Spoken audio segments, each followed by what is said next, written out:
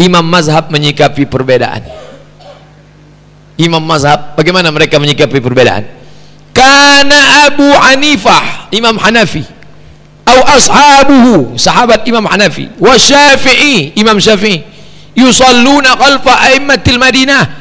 Imam Syafi'i salat di belakang imam-imam di Madinah, padahal orang Madinah itu Maliki. Zaman itu Madinah itu mazhabnya Maliki, bismillahnya tidak ada bismillah dalam Fatihah. Allahu Akbar, alhamdulillahi rabbil alamin, tak pakai bismillah, tapi mereka tetap sholat di belakang. Apa maknanya?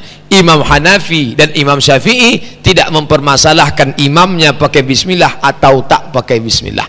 Tapi kalau mayoritas di situ pakai basmalah, maka saya kalau diundang ceramah maju Ustaz, saya tanya imam tetapnya mana? Saya tak ingin menimbulkan fitnah.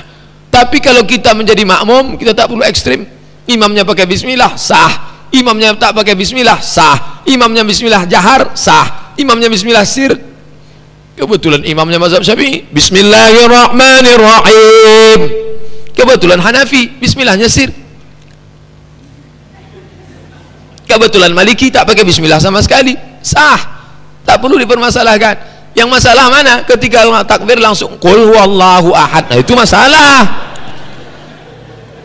Jangan mempermasalahkan yang tak masalah dan jangan tidak masalahkan yang masalah. Nah, ini perlu dibahas. Adab Imam Malik. Harun al-Rashid pernah meminta Imam Malik supaya kitab Muwatta dijadikan buku induk untuk seluruh kerajaan, harus pakai kitab Muwatta. Artinya mazhab Maliki mau diterapkan. Kata Imam Malik, la taf'al, don't do it, jangan kau lakukan itu. Fa inna ashaba Rasulullah SAW ikhtalafu fil furu', karena sahabat-sahabat Nabi pernah ikhtilaf dalam masalah furu', wa tafarraqu fil bulad, mereka sudah bertebaran di seluruh negeri. Maka jangan sampai wa kullu inda nafsihi musib, semua ijtihad mereka itu benar. Jadi Imam Malik tidak ekstrim, tidak memaksakan pendapat dia, karena dia tahu banyak pendapat lain yang sifatnya ijtihadi dibenarkan oleh Rasul sallallahu alaihi wasallam.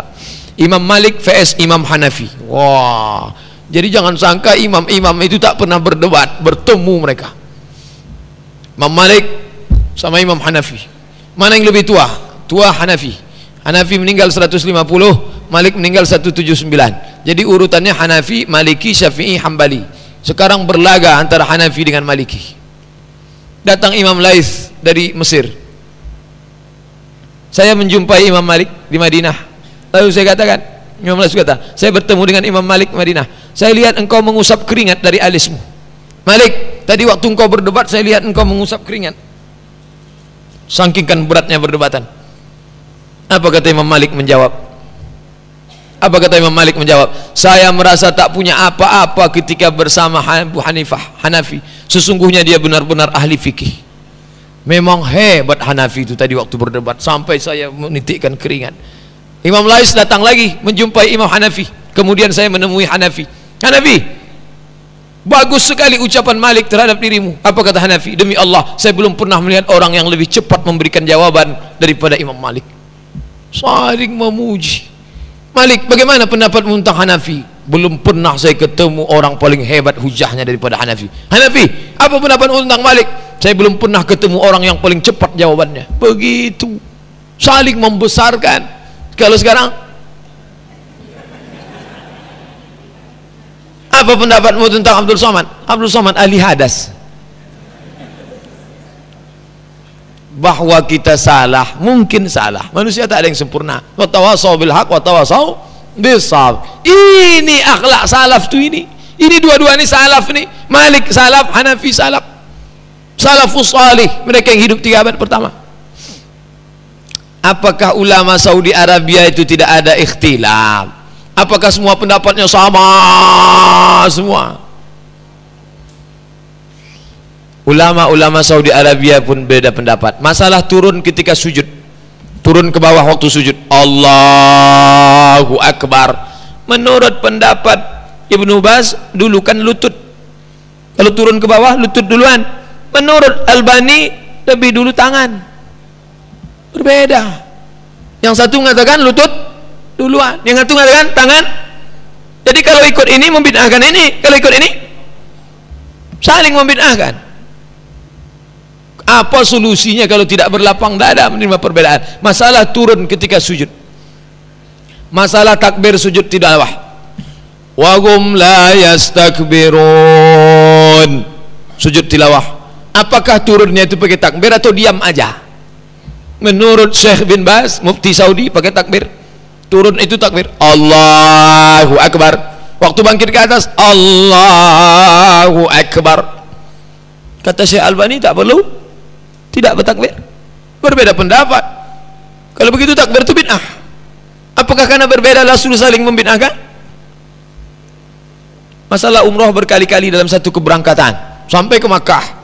Sampai ke Makkah pagi dia umrah, pergi ke Tan'im, mandi, labbaik Allahumma umrah, tawaf, sa'i, tahallul, siang umrah lagi, sore umrah lagi, malam umrah lagi.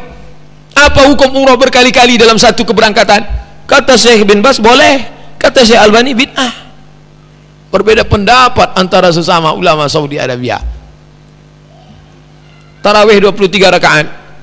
Apa hukum solat tarawih 23 rakaat? Kata Syekh bin Baz boleh, kata Syekh Albani tak boleh. Berbeda pendapat dalam masalah. Apa hukum zikir pakai tasbih? Subhanallah, subhanallah, subhanallah, subhanallah, subhanallah. Kata Syekh bin Baz boleh, kata Syekh Albani bid'ah. Inna sabhata bid'ah.